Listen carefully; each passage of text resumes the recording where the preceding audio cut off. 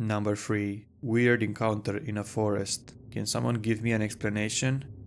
Alright, I don't use Reddit too often, and my English is not my first language, so forgive me for my grammar mistakes. When I was 7 years old, my father decided to take my cousins, sisters, and I to a forest. It was like 2 blocks away from my grandpa's house. We went there to collect nuts and fruits, because that forest has a great variety of plants. I also remember it being almost winter, so there were a lot of dry leaves on the floor. But for some reason, along all the forest, there were a ton of piles of leaves. They looked like burrows, but they gave me an eerie aura. Either way, here comes the interesting part. At 18, for Americans at 6 p.m, the woods started to turn blue, indicating that night wasn't too far.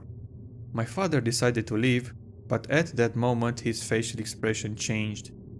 He quickly ordered the older cousins to help the younger cousins to hide. Then my dad took my hand to hide me up on a tree. In that moment, I was scared as fuck. Too many questions crossed my head, but I was too scared to even ask. My dad then said something that creeped the shit out of me. Don't even dare to make a noise and close your eyes and don't open them until I told you so.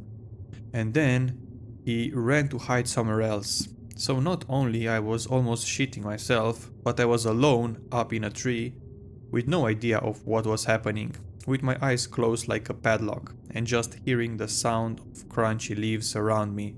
What really intrigues me is what I remember next. I still don't wrap my head around how, but somehow I was with my family in my house and it was already dark outside. I simply don't remember how I got there.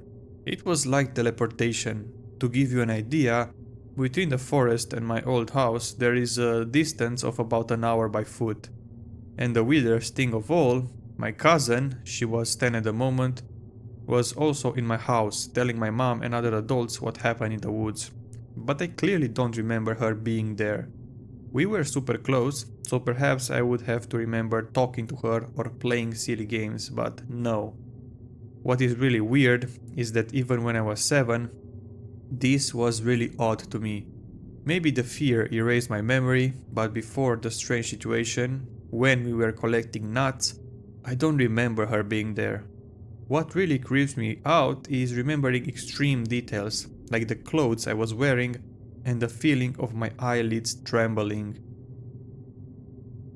Number 2. Remember the potential encounter from 20 plus years ago. When I was in my early 20s, a friend of mine, I shall call Adam, invited me to spend the night at his place. He was staying in his grandmother's house. So we get there, come in through the kitchen, and as we go up the stairs, the stairwell was between the kitchen and the living room. I see his grandmother sitting in the recliner in the far corner of the room. We continue up the stairs to his room and we get right into playing video games and playing music pretty loudly.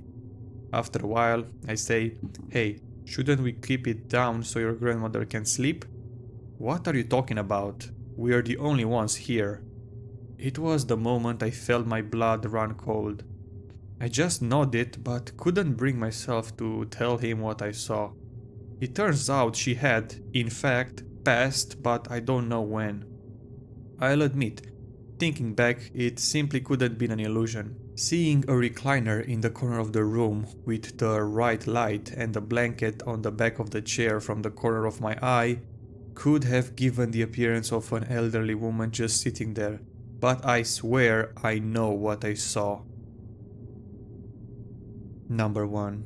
Truly bizarre encounter makes me question the future. I used to work in a casino. One night I was approached by an elderly woman asking about paging someone over the intercom.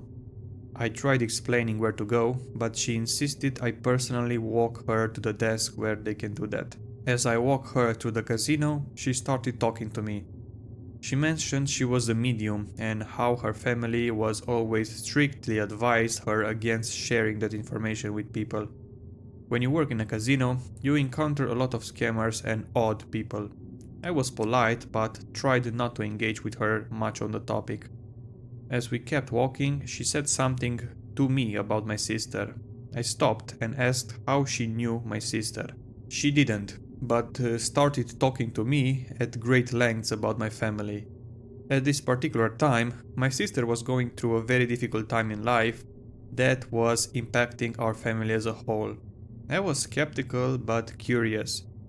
As she went on, I was careful to neither confirm or deny anything, but just listen to what she had to say. She went into great detail about how my father, mother, and even I played into the current situation. She even began to become visibly emotional, as if she could feel what my mother was feeling. I was utterly astonished as she told me that I, being the oldest and most diplomatic in my family dynamic, needed to be more outspoken with everyone involved. Everything she has told me was undeniably accurate and insightful, but then she shifted her focus. She told me about someone I worked with and went into great detail about what this person looked like and how they felt about me. She talked about the dynamic between us and advised me to take caution. At this point, she had lost me. I couldn't think of a single person or relationship in my working life that fit that description. I began becoming more skeptical again and reminded her I needed to get back to work and to keep walking towards our destination. She kept talking to me as we walked, and I began to once again find myself astonished as to not just what she was telling me, but also how she would go about it, her body language, expressions, and emotional energy. As we got closer, she abruptly stopped walking. When I noticed, I did as well and turned back to her. Before I could say anything, she placed her palm at the base of my sternum, above my belly button, just below where my rib cage started. I immediately noticed the physical sensation. I became paralyzed and almost felt like she was stealing the breath from my body. I started becoming hyper aware of my surroundings, the lights and dings from the electronic games, the mass amounts of people walking by, but everything seemed to be in slow motion, or almost as if I was leaving my body. It could have been only a few seconds, it could have been 20 minutes, I don't know. But I felt as I couldn't breathe and weakness in my knees. I started to feel like I was on the verge of passing out. Casino security saw this encounter and they approached us. When security interrupted us to ask what was going on, I must have startled her because I felt this shockwave through my entire body. She jerked her hand back and started apologizing profusely to me. As soon as she pulled her hand back, I was able to breathe again and gain control back of my body. I was completely freaked out. It must have been visible because security kept asking me if I was okay. I assured them everything was fine and they walked off. I turned back to the woman, still apologizing, and she said, "If you don't do something about that ulcer, he's going to kill you."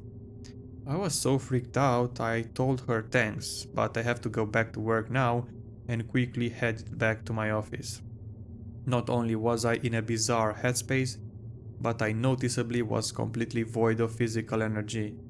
The entire experience was the most profound encounter of my life, and I will never forget those words and physical sensation. I was having a lot of stomach issues at the time, but I was far too scared to get medical verification of an ulcer. I had already previously suspected it and was a potential side effect of the medication I was on at the time. But if that wasn't bizarre enough on its own, it gets even weirder. The encounter happened nearly 10 years ago, and it has sat with me ever since, but recently was reflecting back on it. I realized that second part about the coworker that initially made no sense, all of a sudden it did. That entire situation played out in my life a few years ago. The description of the person and the very specific details were 100% spot on from what was described to me 10 years ago. I even realized that the entire situation was initiated nearly 7 years to the day from the moment this woman described it to me. Not only were the two incidents separated by 7 years, but the person she described I haven't even met yet and was in an entirely different state and company. I don't know what to make of this. I've come here to see what others take it. I'm open to this type of stuff, but I have always approached these situations skeptically. I'd love to hear what anyone has to say about it.